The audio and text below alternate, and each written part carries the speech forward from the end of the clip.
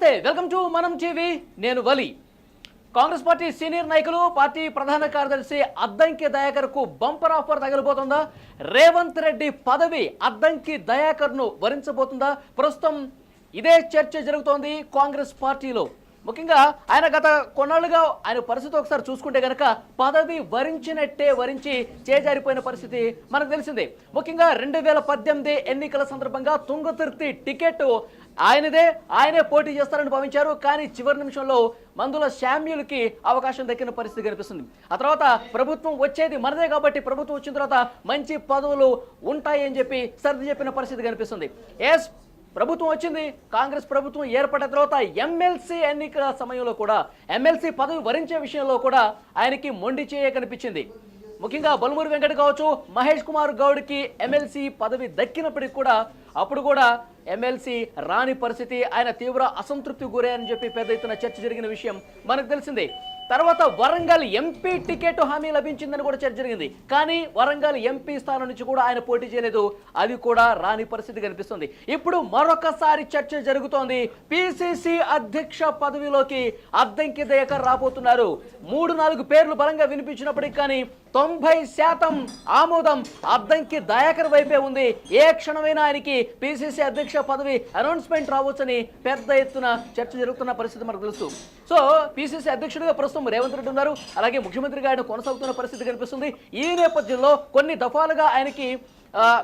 దఫాలుగా అద్దంకి దయాకర్కి పదవి ఇస్తామని చెప్పి హామీ ఇవ్వటం, అది రాకపోవటం, ఆయన కూడా అసంతృప్తి వ్యక్తం చేయడం, ఇవన్నీ జరిగిన పరిణామాల నేపథ్యంలో ఆయన్ని పూర్తి స్థాయిలో సంతృప్తి పరిచేందుకు పిసిసి అధ్యక్షుడిగా ఆయన నియమించేందుకు సో పెద్ద ఎత్తున హైకమాండ్ కూడా అక్కడ చర్చలు జరిగాయి. హైకమాండ్ కూడా దాదాపు సుముఖత వ్యక్తం చేస్తున్నట్టుగా ఒక ప్రచారం అయితే జరుగుతుంది. సో దీని గురించి కొంత క్లారిటీ ఇచ్చే ప్రయత్నం చేద్దాం, కొంత అనాలిసిస్ చేసే ప్రయత్నం చేద్దాం. న్యూస్ రూమ్ నుంచి పొలిటికల్ ఎడిటర్ కట్టా కార్తీక్ లైవ్ కాల్లో జాయిన్ అయ్యారు. అలాగే గాంధీ భవన్ దగ్గర ఏంటి సమాచారం తెలుసుకుందాం. అక్కడి నుంచి మా కొలీగ్ తిరుపతి కూడా లైవ్ కాల్లో జాయిన్ అయ్యారు.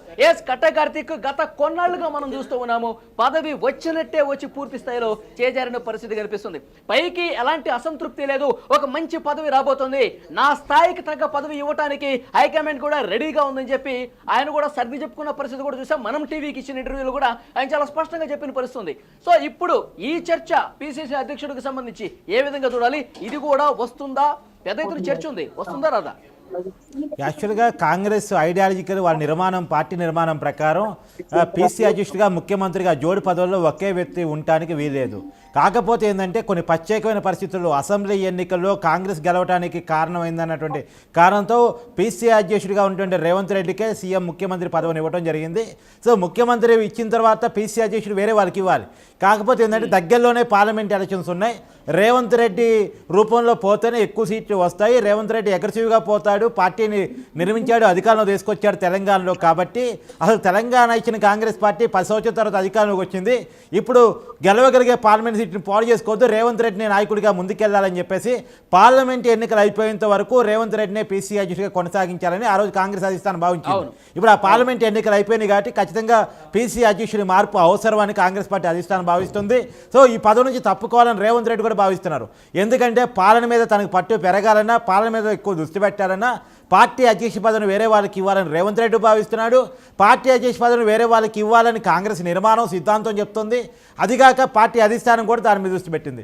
మరి ఎవరికి ఇవ్వాలి అన్న కాడ వచ్చినప్పుడు 1, 2, 3 క్యాస్ట్ ఈక్వేషన్స్ ఇక్కడ కనపడుతున్నాయి. బీసీలకి ఇవ్వాలా, ఎస్సీలకి ఇవ్వాలా? ఎందుకంటే ఆల్రెడీ రెడ్డి సమాజ వర్గం అంటే ఓసీ సమాజ వర్గం నుంచి రేవంత్ రెడ్డి ముఖ్యమంత్రిగా ఉన్నాడు కాబట్టి బీసీలకు కానీ ఎస్సీలకు కానీ పీసీ అధ్యక్షుడు ఇవ్వాలి అనేటువంటిది ఒకటి మీకు గుర్తుండే ఉండదు. రాజశేఖర రెడ్డి ముఖ్యమంత్రిగా ఉన్నప్పుడు డి శ్రీనివాస్ బీసీకి సంబంధించినటువంటి వ్యక్తి పీసీ అధ్యక్షుడిగా ఉన్నాడు.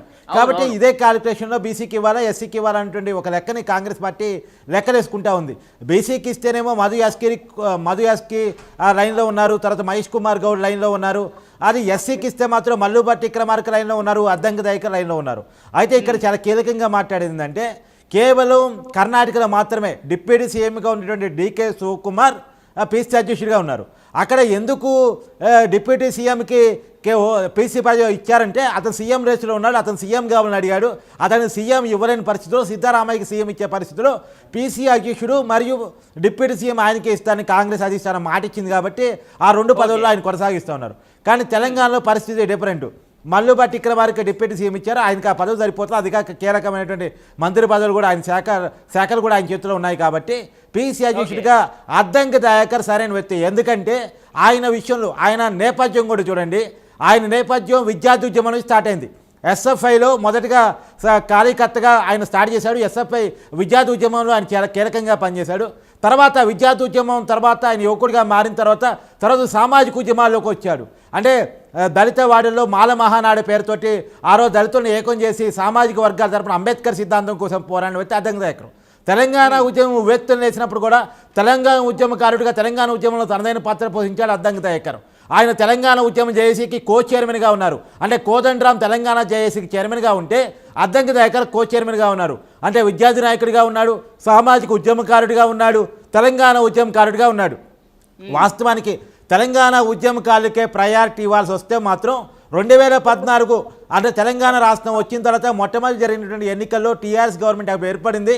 తెలంగాణ ఉద్యమకారులకే ప్రయారిటీ కేసీఆర్ ఇచ్చేటట్టయితే అద్దంకి దయాకర్ని ఆ రోజు తెలంగాణ ఉద్యమ పార్టీ అని చెప్పుకున్నటువంటి టీఆర్ఎస్లో తీసుకుని మంత్రి పదవి ఇవ్వాల్సి ఉండే. కానీ తెలంగాణ ఉద్యమకారులను ఈవెన్ తెలంగాణ చేసి చైర్మన్గా పనిచేసిన కోదండరామ్ను కూడా ఆ రోజు కేసీఆర్ గారు పక్కన పెట్టారు. సో అదే క్రమంలో తెలంగాణ ఉద్యమకారులంతా ఒకటే పోరాటం చేశారు కేసీఆర్ను గద్దెదింపడం కోసం. 10 సంవత్సరాలు వాళ్ళందరి పోరాటం ఫలితంగా ఇప్పటికీ 2023 కానీ కాంగ్రెస్ పార్టీ అధికారంలో రాలేదు. అద్దంకి దయాకర్ కాంగ్రెస్ పార్టీ తరఫున ఫైట్ చేశారు. ఏ రోజు కూడా ఆయన పార్టీ వెళ్ళలేదు. కేసీఆర్ చాలా ఆఫర్స్ అద్దంకి దయాకర్కి ఇచ్చినప్పటికీ కూడా కాంగ్రెస్ పార్టీలో ఎమర్జీ అయిన తర్వాత, అంతకుముందు ఇచ్చుంటే ఏమైనా ఆలోచించేవాడేమో కానీ కాంగ్రెస్ పార్టీలో కార్యకర్తగా ఎమర్జీ అయిన తర్వాత, కాంగ్రెస్ అధికార ప్రతినిధిగా మారిన తర్వాత, కాంగ్రెస్ పార్టీ ఆయనకు గుర్తింపు ఇచ్చిన తర్వాత ఎన్ని రోజులు ఎన్నిసార్లు కేసీఆర్ ఎలాంటి ఆఫర్ ఇచ్చినా సరే పార్టీలు లొంగలేదు. ఆయన టీఆర్ఎస్కి పోలేదు. వాస్తవానికి తెలంగాణ కాంగ్రెస్కి గట్టి వాయిస్ అద్దంకి దయాకర్. అతని నేపథ్యం కూడా చాలా లో గ్రేడ్ నుంచి వచ్చారు. వాస్తవానికి ఆయన చాలా పోరాట రూపాల నుంచి ఆయన తన కెరీర్ ని స్టార్ట్ చేసుకుంటూ వచ్చినటువంటి వ్యక్తి. చేశారు. ఆయన నేపథ్యం బాగుంది, అంత బలంగా మాట్లాడే వ్యక్తి కాంగ్రెస్ పార్టీలో వేల మీద లెక్క పెట్టొచ్చు. అలాంటి వాళ్ళలో అద్దంకి దయాకర్ ముందుంటారు. అయినప్పటికీ కూడా గత కొన్నాళ్లుగా మనం పరిస్థితి చూసుకుంటే పదవి వచ్చినట్టే వచ్చి చేజారిపోతుంది కదా. ఎందుకు అంత బలంగా పరిగణలోకి తీసుకునే విషయంలో ఎక్కడ లోపం కనిపిస్తోంది? ఎస్, ఇప్పుడు ఆశ్చర్యంగా ఆయనకి సెంటిమెంట్ కూడా తెలంగాణ సమాజంలో బలంగా ఉంది. ఎందుకంటే ఆయన తుంగదుర్తి ప్రాంతం, తుంగదుర్తి నుంచి ఖచ్చితంగా 2019 ఎన్నికల్లో చాలా లిటరేజీలో ఓడిపోయాడు. సో అలాంటి వ్యక్తి వాస్తవంగా ఆయన చెప్పడం నేను గెలిచాను కానీ ఓడించారు, టెక్నికల్ రీజన్స్తో కేవలం ఓడించారు.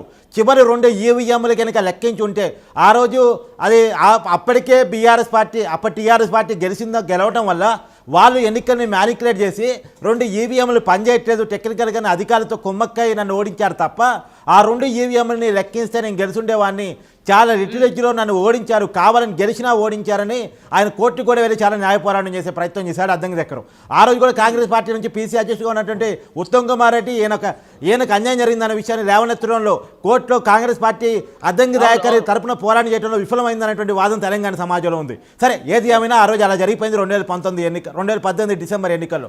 తర్వాత మొన్నటి ఎన్నికల్లో 2023 డిసెంబర్లో జరిగిన ఎన్నికల్లో ఆయన తుంగతుర్తి నుంచి ఎమ్మెల్యే టికెట్ ఇవ్వాలి, కానీ దురదృష్టం కొద్దీ ఆయన టికెట్ అక్కడ మిస్ అయింది. తర్వాత ఆయనకి ఎమ్మెల్సీ ఇస్తామన్నారు, అక్కడ మిస్ అయింది. తర్వాత ఎంపీ ఇస్తామన్నారు, అక్కడ మిస్ అయింది. సో ఖచ్చితంగా పీసీ అధ్యక్షుడు అంటే ఎన్ని మిస్ అవుతుంటే అంత సానుభూతి ఆయన పెరుగుతూ వస్తుంది. కాంగ్రెస్ పార్టీ కోసం కొట్టాడిన వ్యక్తి, తెలంగాణ కోసం కొట్టాడిన వ్యక్తి, సామాజిక ఉద్యమకారుడిగా విద్యార్థి ఉద్యమకారుడిగా పేరున్న వ్యక్తి. ఆయన ఎందుకు కాంగ్రెస్ పార్టీ విస్మరిస్తుంది అనేటువంటి సెంటిమెంట్ తెలంగాణ సమాజం నుంచి వస్తుంది. అద్దంకి దయాకర్ కీలకమైన పదవి ఇవ్వాలి. ప్రస్తుతం ఈ విస్తృతమైన చర్చ జరుగుతున్న నేపథ్యంలో పిసిసి అధ్యక్ష పదవి డెఫినెట్ గా వరించేది అద్దంకి దయాకర్నే అని చెప్పి పెద్ద ఎత్తున చర్చ జరుగుతున్న నేపథ్యంలో గాంధీ భవన్ దగ్గర తాజా పరిస్థితి, గాంధీ భవన్ లో నుండి నాయకులు ఏమనుకుంటున్నారు, కింది స్థాయిలో నుండి కాంగ్రెస్ పార్టీ క్యాడర్ ఏమనుకుంటుంది. సో మనతో మాట్లాడడానికి గాంధీ భవన్ నుంచి తిరుపతి కూడా లైవ్ కాల్లో జాయిన్ అయ్యారు. కాబట్టి తిరుపతి, ఏంటి అక్కడ సిచ్యువేషన్, ఏం మాట్లాడుకుంటున్నారు? ఈసారైనా పదవి వస్తుందా రాదా? చాలా పెద్ద పదవి, ఎమ్మెల్యే టికెట్ రాలేదు, తర్వాత ఎమ్మెల్సీ కూడా రాలేదు, వరంగల్ ఎంపీ కూడా ఆయన పోటీ చేయలేదు. కాబట్టి సో పెద్ద పదవి నాకు కళ్ళ ముందులో కనిపిస్తూ ఉంది, అది మీకు కనపట్లేదని చెప్పి ఈ ప్రశ్న అడిగిన వాళ్ళకే కౌంటర్ ఇచ్చిన పరిస్థితి గతంలో చూసాం. ఇప్పుడేంటి సిచ్యువేషన్? నిజంగానే 100% అద్దంకి దయాకర్ పిసిసి అధ్యక్షుడు అవుతున్నారా లేదా? అక్కడేమనుకుంటున్నారు? అయితే ఒక కీలకమైనటువంటి పాయింట్ ఇక్కడ మనం మాట్లాడుతుంటే, ఆల్రెడీ తెలంగాణ ముఖ్యమంత్రి రేవంత్ రెడ్డి చాలా క్లియర్ గా స్పష్టంగా భువనగిరికి సంబంధించినటువంటి భారీ బహిరంగ సభలో చెప్పిండు.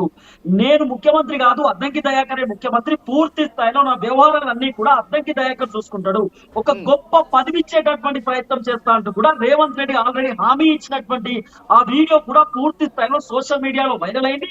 రేవంత్ రెడ్డి అద్దంకి దయాకర్ కి మాట గుడిచ్చేటటువంటి ప్రయత్నం చేసిండు. ఆ కీలకమైనటువంటి పదవిని పిసిసి పదవిని కూడా మనం అనుకోవచ్చు కదా. వాస్తవానికి కార్తీక్ అన్న చెప్పినట్టు అద్దంకి దయాకర్ కి పూర్తి స్థాయిలో కాంగ్రెస్ పార్టీలో అన్యాయం జరిగింది. ఎందుకు అద్దంకి దయాకర్ కి అన్యాయం జరిగిందంటే, కోమటిరెడ్డి వెంకటరెడ్డి ఒకనొక టైంలో నేను పార్టీకి రాజీనామా చేస్తా, రేవంత్ రెడ్డి పైన ఒకనొక టైంలో కొట్లాట పెట్టుకున్నప్పుడు అద్దంకి దయాకర్ అనేటటువంటి వ్యక్తి ఆయన మాట్లాడినటువంటి మాటలే అద్దంకి దయాకర్ కు ఏది పాము కాటేసినట్టుగా ఉన్నటువంటి సిచ్యువేషన్. ఎందుకంటే గతంలోనే కోమటిరెడ్డి వెంకటరెడ్డిని ఉంటే ఉండు లేకపోతే వెళ్ళిపో అనేటటువంటి రీతిలో కొంత తెలంగాణ స్లాంగ్ లో పచ్చి ఒక పూతు మాటతో మాట్లాడినటువంటి సిచ్యువేషన్ కూడా మనం చూస్తాం. ఇదే అంశానికి సంబంధించి కోమటిరెడ్డి వెంకటరెడ్డి అద్దంకి దయాకర్ని అడ్డుకుంటా ఉన్నాడు, ఆయన పదవి ఇవ్వట్లేదు, ఆయన పదవిని అడ్డుకుంటున్నాడు అని అనేకమైనటువంటి కోణాలు తెరపైకి వచ్చినాయి.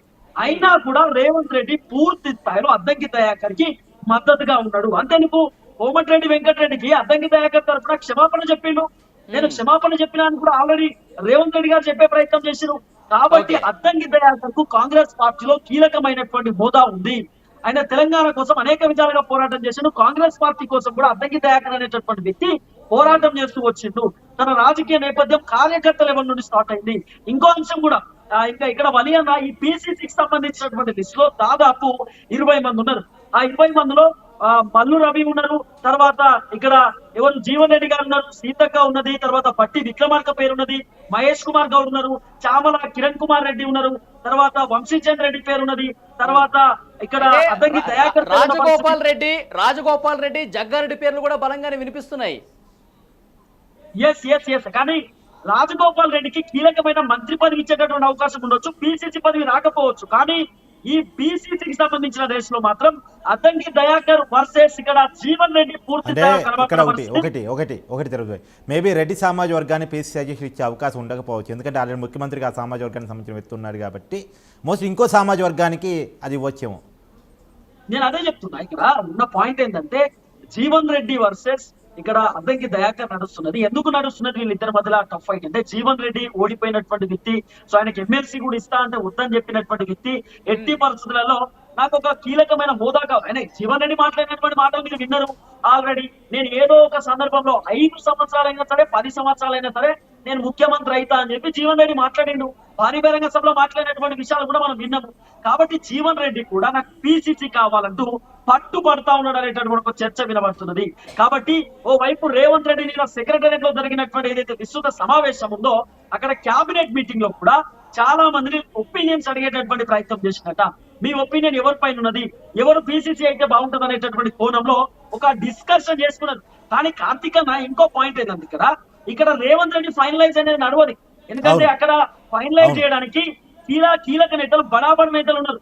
ఓ వైపు కాంగ్రెస్ పార్టీకి సంబంధించినటువంటి అక్కడ ఢిల్లీకి సంబంధించిన అధిష్టానం, ఒక వైపు సోనియా గాంధీ లేదా రాహుల్ గాంధీ లేదా ప్రియాంక గాంధీ లేకపోతే మల్లికార్జున ఖర్గే, వీళ్ళు నలుగురి నేపథ్యంలో ఎవరైనా ఒక్కరు ప్రపోజ్ చేస్తే ఆ ఒక్కరు ప్రపోజల్ ని వాళ్ళు యాక్సెప్ట్ చేసేటటువంటి ప్రయత్నం చేయవచ్చు. ఎందుకంటే కాంగ్రెస్ పార్టీ రాష్ట్రంలో ఉన్నటువంటి కొంతమంది బలమైన నాయకులు కూడా సిఫార్సు చేస్తేనే రేవంత్ రెడ్డి ఒకరి పేరు ఓకే చేసినా కానీ ఆ పేరుకు ముఖ్యంగా నల్గొండ ఖమ్మానికి సంబంధించిన కొంతమంది సీనియర్ నాయకులు ఎవరైతే ఉన్నారో వాళ్ళ ఆమోదం ఉంటేనే ఆ పేరుకు గ్రీన్ సిగ్నల్ పడుతుంది అని చెప్పి పెద్ద ఎత్తున చర్చ. మరి అద్దంకి దయాకర్ పదవి విషయంలో కూడా ఈ వరంగల్ ఈ నల్గొండ కావచ్చు ఖమ్మం జిల్లాకు సంబంధించిన నాయకులు అడ్డుపడ్డారని పెద్ద ఎత్తున చర్చ ఉంది. ఇప్పుడు పిసిసి అధ్యక్ష పదవి ఇవ్వాలనుకున్నటువంటి ఈ కీలక సమయంలో కూడా ఏమన్నా అడ్డుపడే ఛాన్స్ ఉందా, లేదంటే అంత సాఫీగా జరిగే పరిస్థితి ప్రస్తుతం కనిపిస్తోందా? అంటే కాంగ్రెస్ పార్టీ అనేది చాలా బలమైనటువంటి పార్టీ. వాళ్ళు ఎట్టి పరిస్థితుల్లో అవకాశం అంతా ఈజీగా ఇయ్యరు. ఎందుకు వాళ్ళు అవకాశం ఇయ్యరు అంటున్నా అంటే, ఒకవేళ మల్లికార్జున ఖర్గే కనుక కీలకమైనటువంటి డిసిషన్ స్ట్రిక్ట్ డిసిషన్ తీసుకుంటే కనుక కోమటిరెడ్డి వెంకటరెడ్డి అయినా రాజగోపాల్ రెడ్డి అయినా బట్టి విక్రమార్క అయినా లేకపోతే పొంగులేటి శ్రీనివాస్ రెడ్డి అయినా ఎవరు చెప్పినా కూడా వినే పరిస్థితి ఉండదు. ఎందుకంటే కాంగ్రెస్ పార్టీ ఎవరైతే బలంగా ఉంటది, కాంగ్రెస్ పార్టీ ఎవరైతే కీలకమైనటువంటి అంశాలు తెరపైకి వస్తుంది అనేది క్లియర్ కట్ డిస్కషన్ చేసుకుంటారు. ఎందుకంటే ప్రియాంక గాంధీ కానివ్వండి, రాహుల్ గాంధీ కానివ్వండి, వాళ్ళ డిస్కషన్స్, వాళ్ళ డిసిషన్స్ లేని కాంగ్రెస్ పార్టీలో ఏది జరగదు. మీకు మళ్ళీ చెప్తా వినండి, 2018కి సంబంధించిన ఎన్నికల తర్వాత అనేక ఉప ఎన్నికలు వస్తాయి. మునుగోడు ఉప ఎన్నికలు వచ్చింది, హుజరాబాద్ ఉప ఎన్నికలు వచ్చింది, తర్వాత నాగార్జున సాగర్ ఉప ఎన్నికలు వచ్చింది, దుబ్బాక ఉప ఎన్నికలు, హుజరాబాద్ అనేకమైనటువంటి ఉప ఎన్నికలలో కూడా కాంగ్రెస్ పార్టీ ఎక్కడ కూడా హవా చూపించలేదు. కాంగ్రెస్ పార్టీ ఒకనొక టైంలో అసలు కనుమరుగైపోయింది, లేదు తెలంగాణలో అన్నటువంటి నేపథ్యంలోనే రేవంత్ రెడ్డి టీడీపీ అని అనేక సార్లు ఆయన పైన ఆరోపణలు చేసిరు, ఆయన అవహేళనగా మాట్లాడిరు, ఆయన చిన్న లీడర్ అని చెప్పి ఆయన అనేక విధాలుగా కించపరిచే విధంగా మాట్లాడినా కూడా ఎక్కడ విమర్శలు పట్టించుకోకుండా ఒక యూత్ ఫాలోయింగ్ ని, ఒక యూత్ అట్రాక్టివిటీని తీసుకొచ్చేటటువంటి ప్రయత్నం చేసింది రేవంత్ రెడ్డి. కాబట్టి రేవంత్ రెడ్డి లెక్క మాస్ ఫాలోయింగ్ ఉన్నటువంటి లీడర్ కి పిసిసి పదవి ఇవ్వాలనేటటువంటి ఆలోచనతోటి కాంగ్రెస్ పార్టీ ఉంటది. ఎందుకంటే కర్ణాటక ఎన్నికల తర్వాత కాంగ్రెస్ పార్టీ తెలంగాణ రాష్ట్రంలో కూడా అధికారంలోకి వచ్చింది. కాబట్టి ఖచ్చితంగా ఈ రాష్ట్రంలో అధికారంలో ఉన్నటువంటి పార్టీకి కీలకమైన పదవి కావాలంటే ఖచ్చితంగా మాస్ ఫాలోయింగ్ ఉన్న లీడర్ కావాలి. ప్రజలు ఆ లీడర్ ని నమ్మాలి, ప్రజలు ఆ లీడర్ ని విస్మరించేటటువంటి లీడర్ కావాలని తిరుపతి కట్టకర్తికు మీరు చెప్పండి. యాక్చువల్ గా ఇంతకుముందు అద్దంకి దయాకర్ పదవి ఇచ్చే విషయంలో ఎలాంటి పరిస్థితులు నెలకొన్నాయో మనం చూసాం. ప్రతిదీ కూడా చేజారిన పరిస్థితి కనిపిస్తుంది. మనం టీవీకి 2 సార్లు ఇచ్చిన ఇంటర్వ్యూలో కూడా ఆయన చాలా స్పష్టంగా చెప్పారు, నాకేదో పెద్ద పదవి రాబోతుంది కాబట్టి వీటిని నన్ను పరిగణలో తీసుకోవట్లేదని పైకి గంభీరంగా చెప్పినప్పటికి కూడా ఆయనలో ఒక అసంతృప్తి అయితే మనం గమనించాం. సో నిజంగా ఎవరైనా అడ్డుపడే పరిస్థితి ఉందని మీరు నమ్ముతున్నారా? నిజంగా అలాంటి పరిస్థితి ఉంటే గనక ఈ పిసిసి చీఫ్ పదవి ఇదొక పెద్ద పోస్టుగా కాంగ్రెస్ పార్టీకి చెప్పాలి. సో ఇలాంటి పదవి వచ్చే విషయంలో కూడా అడ్డుపడారని గ్యారంటీ ఏంటి? అంటే కాంగ్రెస్ పార్టీలో సహజమైన కల్చర్ ఏంటంటే ఎవరికి పదవి ఇస్తున్నా ఇంకోరు లాగే ప్రయత్నం చేస్తారు. అది ఎవరి విషయంలోనైనా జరిగే పని. రేవంత్ రెడ్డికి సీఎం ఇచ్చే విషయంలో కూడా ఆయన సీఎం ఇవ్వకుండా చేయడం కోసం ఎవరి ప్రయత్నం వాళ్ళు చేశారు. కొంతమంది సీనియర్లు ఢిల్లీ కూడా పోయి పంచాయతీ చేసే ప్రయత్నం చేశారు. కానీ కాంగ్రెస్ హైకమాండ్ వాళ్ళు స్ట్రిక్ట్గా చెప్పించింది, మీరు గోల చేయొద్దు, ఖచ్చితంగా మేము రేవంత్ రెడ్డికి సీఎం పదవి ఇవ్వాలని మేము డెసిషన్ తీసుకున్నామనేది కాంగ్రెస్ అధిష్టానం చెప్పిన తర్వాత ఏమి చేయలేని పరిస్థితి మీకు గుర్తుండే ఉంటుంది. ఆ రోజుల్లో కూడా ఇప్పుడు డిప్యూటీ సీఎం ఉన్నటువంటి మల్లు భట్టి విక్రమార్క కానీ, శ్రీధరబాబు కానీ, ఇంకొంతమంది కోమటిరెడ్డి, రాజగోపాల్ రెడ్డి కానీ వీళ్ళంతా కూడా ఢిల్లీపై లాబింగ్ చేసే ప్రయత్నం, ఉత్తమ్ కుమార్ రెడ్డి వీళ్ళంతా లాబింగ్ చేసే ప్రయత్నం చేశారు. సో కాంగ్రెస్ హైకమాండ్ వీళ్ళ లాబింగ్ లొంగలేదు. పైగా మీరు ఎన్నికల ప్రచారంలో రాష్ట్రం మొత్తం తిరిగారా? రేవంత్ రెడ్డి రాష్ట్రం మొత్తం తిరిగాడా? మీరు మీ నియోజకవర్గానికి పరిమితం అయితే రేవంత్ రెడ్డి రాష్ట్రం మొత్తం తిరగలేదంటూ కొన్ని క్వశ్చన్స్ ఎదురు తిరిగి వాళ్ళనే ప్రశ్నించిన పరిస్థితి కనపడతా ఉంది. సో కాబట్టి కాంగ్రెస్ అధిష్టానం ఏదో మన తిరుపతి పై చెప్పినట్టు అది బలమైన నిర్మాణం ఉన్న పార్టీ కాంగ్రెస్ పార్టీ. ఢిల్లీలో హైకమాండ్కి చాలా పవర్ ఉంటుంది అక్కడ. సో హైకమాండ్ ఒక నిర్ణయం తీసుకున్న తర్వాత దానికి ఆటోమేటిక్గా పార్టీ ఫాలో కావాల్సిందే. హైకమాండ్ నిర్ణయం తీసుకునేంత వరకు ఎవరు ప్రయత్నం వాళ్ళు చేస్తారు, ఎవరు లాబింగ్ వాళ్ళు చేస్తారు, ఒకరికి ఇచ్చే పనులు ఇంకోటి అడ్డుకునే ప్రయత్నం చేస్తారు. కొద్ది కాంగ్రెస్ పార్టీలో ప్రజాస్వామ్యం ఎక్కువ కాబట్టి బయటికి కామెంట్ చేసే ప్రయత్నం చేస్తారు. ఎవరికి ఇవ్వాలి, ఎవరికి ఇస్తే బాగుంటుంది, సమీకరణల పరంగా ఎవరైతే పార్టీకి నేను అనుకోవడం నా అంచనా ప్రకారం ఒకటి మాత్రం క్లారిటీ, ఒకవేళ రాహుల్ గాంధీ అయినా, సోనియా గాంధీ అయినా, ప్రియాంక గాంధీ అయినా వాళ్ళు డిసిషన్ తీసుకుంటే, ముగ్గురు డిసిషన్ తీసుకున్నా కూడా మల్లికార్జున ఖర్గేకి చెప్పకుండా డిసిషన్ తీసుకోరు. మల్లికార్జున ఖర్గేకి కాంగ్రెస్ కి సంబంధించి తెలంగాణ రాష్ట్రంలో ఉన్నటువంటి కాంగ్రెస్ రాజకీయాల గురించి పూర్తి స్థాయిలో తెలుసు. ఆయన ఇన్ఛార్జ్ గా కూడా ఇక్కడ వ్యవహరించినటువంటి సిచ్యువేషన్ కూడా మనం చూస్తాం. ఆయనకు రాష్ట్ర రాజకీయాల గురించి పూర్తి స్థాయిలో ఆయన జల్లడ బట్టి దూషణ కాబట్టి ఎవరికి పిసిసి ఉంటే బాగుంటది అనేటటువంటి ఆలోచన పూర్తి స్థాయిలో ఆయనకు తెలుసు. ఇప్పుడు పిసిసి అధ్యక్ష పదవికి సంబంధించి నెక్స్ట్ ఎవరు ఈ పదవిని వరించబోతున్నారు అన్న విషయానికి సంబంధించి ఎప్పుడు క్లారిటీ వచ్చే అవకాశం కనిపిస్తోంది? 4వ తారీఖు ఫలితాలు వస్తున్నాయి కాబట్టి 4 తర్వాత ఏ క్షణమైనా రావచ్చా? అంతకంటే ముందు అనౌన్స్మెంట్ చేసే అవకాశం కనిపిస్తుందా? జూన్ 2వ తారీఖు తెలంగాణ రాష్ట్ర అవతరణ దినోత్సవం ఉంది కాబట్టి ఆ రోజు పెద్ద ఎత్తున సెలబ్రేషన్స్ చేసేందుకు పూనుకుంటున్నట్టుగా తెలుస్తోంది కాంగ్రెస్ పార్టీ. ఆ రోజున సోనియా గాంధీని కూడా పిలిచే అవకాశం ఉన్నట్టుగా పెద్ద ఎత్తున చర్చ జరుగుతుంది. సో ఎప్పుడు ఉండే అవకాశం కనిపిస్తుంది మీ అంచనా ప్రకారం? అక్కడ గాంధీ భవన్ నుండి కాంగ్రెస్ నాయకుల అంచనా ప్రకారం ఏమనుకుంటున్నారు? అయితే వాస్తవానికి పిసిసి పదవి అనేది ఒక ముఖ్యమంత్రి లెక్క. తెలంగాణ రాష్ట్రానికి బాసు రేవంత్ రెడ్డి అయితే కాంగ్రెస్ పార్టీకి బాసు ఇప్పుడు వచ్చేటటువంటి కొత్త పిసిసి. ఎందుకంటే ఇప్పుడు రేవంత్ రెడ్డి గారికి పిసిసి పదవి ఉన్నది, ప్లస్ ఆయన తెలంగాణ రాష్ట్రానికి ముఖ్యమంత్రిగా కూడా ఉన్నాడు కాబట్టి పార్టీ నేతలకు బాసు పిసిసి అనేటటువంటి వ్యక్తి కాబట్టి ఆచి తూచి అడుగులేసేటటువంటి ప్రయత్నం చేయవచ్చు. ఇప్పుడు ఏదైతే 2వ తారీఖు కీలకమైనటువంటి పేచి ఉందో, కీలకమైన మీటింగ్ పెట్టి తెలంగాణ రోజు సాధించుకున్నటువంటి రోజు ప్రకారం సోనియా గాంధీని పిలిచి మరి అదే రోజు అనౌన్స్ చేసేటటువంటి కార్యక్రమం చేయవచ్చు. లేకపోతే కంప్లీట్ గా రిజల్ట్స్ తర్వాత కేంద్రంలో ఏ పార్టీ అధికారంలోకి రాబోతుందనేటటువంటి ఒపీనియన్ తర్వాత పిసిసి పదవి తర్వాత కూడా అనౌన్స్ చేసేటటువంటి ప్రయత్నం చేయొచ్చు. కానీ Okay. అద్దంకి దయాకర్ పేరు మాత్రం 60% లిస్ట్ లో ఉంది.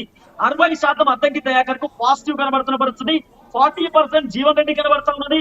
తర్వాత అవసరం అనుకుంటే సీతక్క కూడా పిసిసి వచ్చిన ఆశ్చర్యపోవాల్సినటువంటి Okay. అవసరం లేదు. ఆమె మంత్రి పదవి ఉన్నప్పటికీ కూడా, ఎందుకంటే సీతక్కకు మార్క్స్ ఫాలోయింగ్ ఉంది. మొన్న సీతక్క ప్రమాణ స్వీకారం చేస్తా ఉంటే ఆ క్రేజ్ మనం చూస్తా ఉంటే ఆశ్చర్యపోవాల్సినటువంటి అవును, సిచ్యువేషన్ రేవంత్ రెడ్డి కనబడుతుంది. కంటే ఎక్కువ సౌండ్ వినిపించింది కదా. అందుకే సీతక్క కూడా పిసిసి ఇచ్చిన అంటే ఆశ్చర్యపోవాల్సి నేను అనుకోవటం తిరుద్ భాయ్, బీసీ సామాజిక వర్గానికి ఇవ్వదలుచుకుంటే మధుయాస్కి గౌడ్, ఎస్సీ సామాజిక వర్గానికి ఇవ్వదలుచుకుంటే అద్దంకి దయాకర్, ఎస్టీ సామాజిక వర్గానికి ఇవ్వదలుచుకుంటే సీతక్క. ఏమంటారు? Yeah so okay. Yes, yeah yes. ఇక్కడ మధుయాస్కి గౌడ్ కి మాత్రం ఒక కీలకమైన పదవి వస్తుంది. అది 100% నిజం.